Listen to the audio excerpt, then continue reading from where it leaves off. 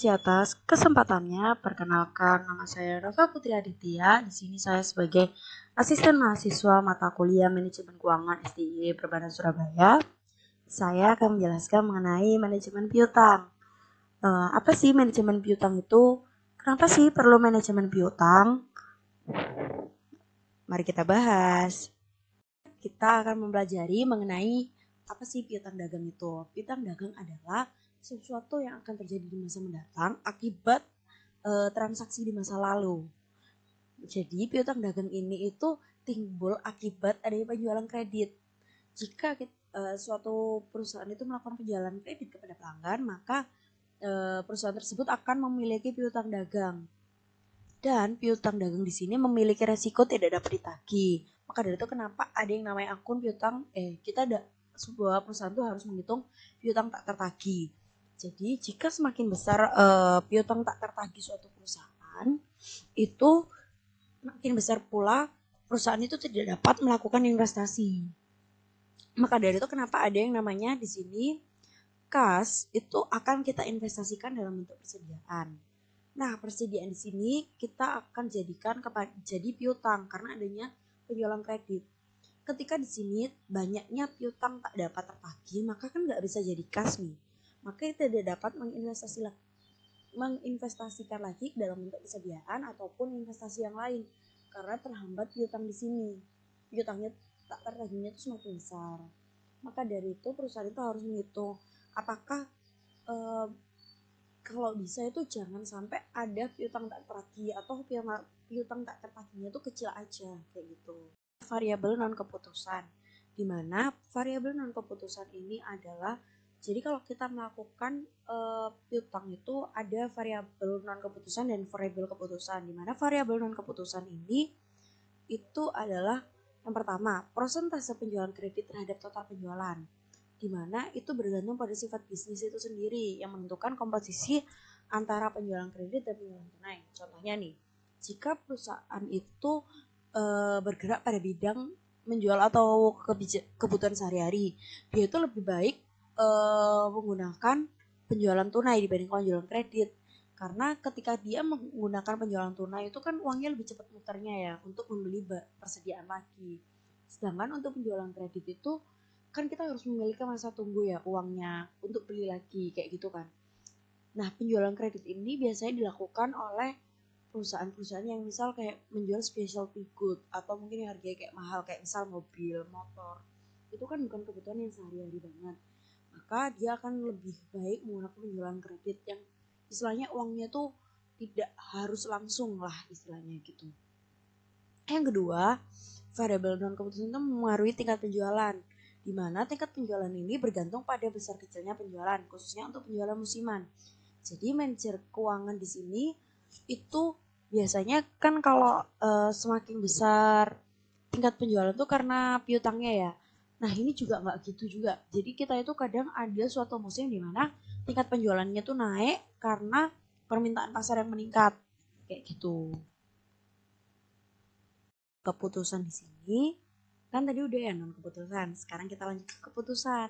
Dalam variabel keputusan ini ada kebijakan kredit dan penagihan yang meliputi yang pertama ada syarat penjualan, yang kedua tipe pelanggan, yang ketiga adalah upaya penagihan. Syarat penjualan itu seperti misal kalau pelanggan tuh bayar dalam waktu 10 hari itu akan dapat diskon, tapi batas waktu pembayarannya tuh berapa. Lalu untuk tipe pelanggan itu pelanggan seperti apa yang kita layak untuk beri penjualan kredit. Kan kita nggak mau ya piutangnya tuh sampai nggak dapat tertagihnya tuh banyak. Maka kita itu harus memperhatikan apakah pelanggan tersebut layak untuk kita berikan atau tidak. Lalu upaya penagihan ini dengan cara kita harus menghitung nih rata-rata apakah sebesar berapa sih upaya penagihan dari suatu perusahaan kita itu kayak gitu. Penjualan, di mana ketentuan penjualan ini memungkinkan untuk pemberian diskon. Nah, syarat penjualan yang saya maksud di sini adalah ketentuan penjualan ini ya. Jadi kan tadi setiap perusahaan itu pasti memberikan ketentuan penjualan untuk apalagi kredit ya. Misal kayak gini deh. Ketentuan penjualan itu dalam bentuk A per B net C. Di mana A per B di sini adalah A itu persentase diskon, BI itu adalah periode diskon, net C itu adalah periode kredit. Di sini 3/10. 3 ini adalah persentase diskonnya, 3%. 10-nya ini adalah 10 hari, net 30 adalah periode kreditnya. Nah, jika pelanggan itu membayar dalam waktu 10 hari, maka akan mendapatkan diskon sebesar 3%. Dan periode kredit pembayaran 30 hari. Kayak gitu. Jadi misal nih, perusahaan itu harus membayar penjualan tuh dari pembayarannya tuh dari tanggal 1 sampai tanggal 10 hari kan. Maka pelanggan akan mendapatkan 3% potongan. Namun ketika pelanggan membayar pada tanggal 15, pelanggan tidak akan mendapatkan diskon kayak gitu. Namun dapat juga menggunakan gini, ketika pelanggan itu merupakan diskon, dapat menghitung menggunakan opportunity cost, dimana kita akan menghitung A-nya itu kita isi dengan 3%, 1 kita kurangi 3%, dikali 360 dibagi C per B, yaitu adalah 30 kita kurangi 10 hari, maka akan ketemu opportunity cost-nya itu sebesar berapa. Seperti itu. Di sini mengingat pemberian kredit itu ya, saya ingatkan bahwa mengingat pemberian kredit itu akan menimbulkan resiko tidak tertagih. Maka perusahaan itu harus melakukan penyeleksian terhadap pelanggan, terutama pelanggan baru yang mana belum kita kenal ya, sifatnya, kebiasaannya gimana. Nah, ini kita dapat menggunakan skor kredit atau credit scorecard. Jika sudah seperti kita hitung nih, skor kreditnya, lalu kualitas pelanggannya itu rendah, maka resiko tidak tertagih piutangnya itu semakin besar. Maka pelanggan yang seperti inilah yang harus kita hindari dan kita tidak berikan penjualan kredit karena dapat menimbulkan resiko tidak tertagihnya piutang itu yang lebih besar gitu loh. Karena kualitas pelanggannya itu rendah. Sedangkan jika kualitas pelanggannya tinggi, maka risiko tidak tertagihnya itu piutang semakin kecil. Nah, pelanggan seperti inilah yang layak untuk kita berikan kebijakan penjualan kredit seperti itu. Dan di sini upaya penagihan memerlukan kontrol terhadap penagihan piutang karena kemungkinan timbulnya tunggaan atau timbulnya yaitu tadi piutang yang biasanya tuh kayak molor-molor gitu semakin besar seiring dengan bertambahnya usia piutang, daftar umur piutang. Nah, cara yang paling umum digunakan untuk mengontrol atau mengevaluasi kondisi piutang adalah analisis rasio yang meliputi yang pertama adalah rata-rata waktu penerimaan pembayaran, rasio dagang terhadap aktiva, lalu ada rasio penjualan kredit terhadap piutang dagang, dan yang terakhir adalah besarnya hutang macet dibanding penjualan dari waktu ke waktu. Apa rasio atau analisis rasio yang digunakan dalam upaya penagihan? Di sini kita itu untuk menghitung analisis rasio yang digunakan dalam upaya penagihan itu kita mencari tingkat perputaran piutang dan rata-rata pengumpulan piutang. Untuk tingkat perputaran piutang sendiri itu rumusnya adalah penjualan kredit dibagi sama rata-rata piutang. Nah, rata-rata piutang di sini adalah dari piutang awal tahun kita tambah sama piutang akhir tahun, kita bagi 2, akan ketemu rata-rata piutang. Sedangkan rumus untuk rata-rata pengumpulan piutang sendiri itu adalah caranya yaitu 360 kita bagi sama tingkat perputaran piutang yang sudah kita hitung. Nah, di sini seandainya kita memiliki data untuk penjualan kreditnya 400 juta, piutang awal tahunnya 50 juta, piutang akhir tahunnya 50 juta, maka kita harus mencari dulu rata-rata piutangnya berapa. 50 juta kita tambah 50 juta, kita bagi 2, maka ketemu 50 juta. Untuk tingkat perputaran piutangnya, itu dari penjualan kreditnya itu sebesar 400 juta, kita bagi sama 50 juta, ketemu 8 kali. Lalu untuk rata-rata pengumpulan piutangnya di sini adalah 360 kita bagi 8, ketemu 45 hari. 45 hari ya. Lalu untuk tahun 2018 juga sama caranya, yaitu kita hitung dulu rata-rata piutangnya, 30 kita tambah 50 juta, ketemu 80 juta, kita bagi 2 sama dengan 40 juta. Kalau sudah 400 juta ini kita bagi sama 40 juta, ketemu 10 kali. Lalu 360 kita bagi 10, maka ketemu 36 hari. Ya, rekan-rekan. Maka di sini analisisnya itu tahun 2018 itu lebih baik. Kenapa? karena tingkat perputaran piutangnya itu lebih cepat dan rata-rata pengumpulan piutangnya pun lebih cepat.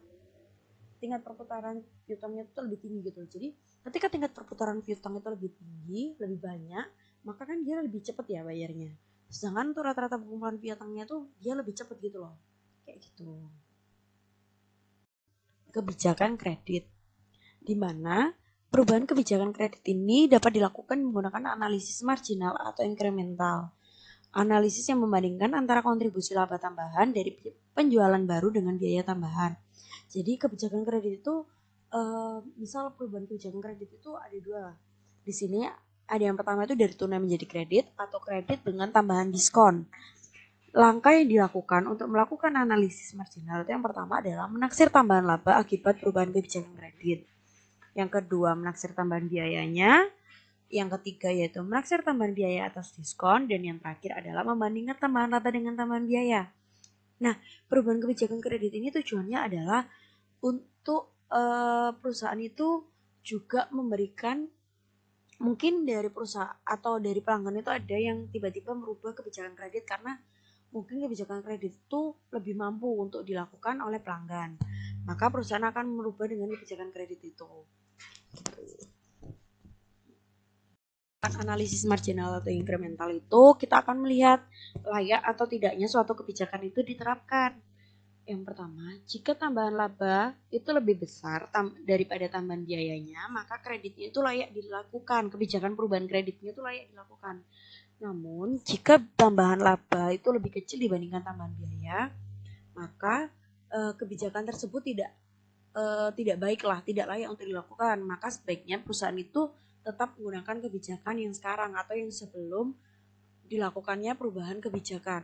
Seperti itu. Ya rekan-rekan, yang pertama ada contoh soal mengenai kebijakan tunai yang berubah menjadi kebijakan kredit. Di mana soalnya yaitu adalah perusahaan selama ini menjual secara tunai di mana omset penjualannya sebesar 800 juta, keuntungan yang diperoleh itu sebesar 15%, lalu perusahaan menjual barangnya secara kredit dengan syarat pembayaran N/60. Hal ini diharapkan dapat meningkatkan omset penjualan menjadi 1.200.000.000 juta dengan tingkat keuntungan yang disyaratkan untuk piutang adalah 16%. Apakah perusahaan sebaiknya menerima alternatif penjualan kredit tersebut? Mari kita bahas. Terus dulu nih, diketahuinya itu apa aja? Nah, di sini diketahuinya bahwa tunai atau tunai itu omsetnya itu 800 juta. Dan keuntungannya sebesar 15%. Lalu ketika berubah menjadi kebijakan kredit, omset yang diharapkan yaitu adalah 1.200.000.000 juta dan keuntungannya adalah 16% dengan syarat N/60. Di sini kita menghitung manfaatnya terlebih dahulu. Di mana manfaat itu rumusnya adalah omset kredit dikurangi omset tunai dikali keuntungan tunai. Ya. Lalu untuk pengorbanannya yaitu dengan cara perputaran piutang itu ada 360 kita bagi sama syarat yaitu N per berapa itu tadi adalah per 60. Lalu untuk rata-rata piutangnya kita hitung omset kredit dibagi perputaran piutang. Itu omset kreditnya itu adalah 101.200.000.000 juta ini ya. Bagi 6 kan dibagi 6. Sudah. Lalu ketika sudah dibagi 6 akan ketemu berapa? Rata-rata piutangnya yaitu omset kredit. Untuk dana untuk biaya ditanggung itu adalah kita kurang ini. Kita menghitung dulu keuntungannya. 100% kita kurangi 15% atau kita kurangi keuntungan tunai. Lalu kita kali sama kita hitung. Biaya dana ditanggungnya yaitu adalah dana untuk biaya piutang yang kita sudah hitung kita kali 16%. Nah, rekan-rekan akan mendapatkan hasil seperti ini. Nih ya, jadi untuk tambahan keuntungannya itu omset kredit kita kurangi dulu sama omset tunai. Ya, 1.200.000.000 kita kurangi 800 juta terlebih dahulu. Lalu baru kita kali sama 15%. Di sini ketemu 60 juta. Lalu untuk pengorbanannya sendiri kita menghitungnya harus secara urut rekan-rekan. Yang pertama menghitung perputaran piutang di mana 360 ini kita bagi dulu sama 60. maka ketemu 6 kali. Selanjutnya, untuk rata-rata piutangnya kita hitung dengan cara omset kredit kita bagi sama perputaran piutang, di mana 1.200.000.000 ini kita bagi sama 6 kali yang sudah kita hitung. Ketemu 200 juta. Ya, lalu kita akan menghitung dana untuk membiayai piutang. 100% ini kita kurangi sama 15%, yaitu keuntungan tunai. Baru kita kali sama rata-rata piutang yang sudah kita hitung, ketemu 170 juta. Nah, terakhir untuk biaya dana yang kita tanggung atau pengorbanannya yaitu 170 juta kita kali sama keuntungan kreditnya, yaitu kali 16%. Nah, ketika manfaat bersih di sini, manfaat bersih ini kenapa sih harus kita hitung? Manfaat bersih ini adalah dari manfaat tambahan keuntungan ini kita kurangi sama pengorbanan. Ketika manfaat bersihnya ini masih positif, maka kebijakan untuk perubahan dari tunai menjadi kredit ini layak untuk dilakukan. Namun jika hasilnya negatif, maka kebijakan tunai menjadi kredit ini tidak layak untuk dilakukan. Seperti itu. Tambahan diskon. Di sini soalnya yaitu jika perusahaan menawarkan syarat penjualan 2/20, net 60, dan ditambah pelanggan 60%, pelanggan akan membayar pada hari ke-20 dan sisanya pada hari ke-60. Jadi ini itu lanjutan soal yang tadi ya rekan-rekan. Mari kita bahas. Kita tulis dulu yuk, diketahuinya apa aja. Nah, syarat di sini diketahui 2/20 ya. Lalu untuk netnya itu 60, ditaksirnya 50% akan membayar pada hari ke-20 dan 50% pada hari ke-60. Di sini cara penyelesaiannya yaitu pertama kita harus menghitung rata-rata periode pembayarannya berapa.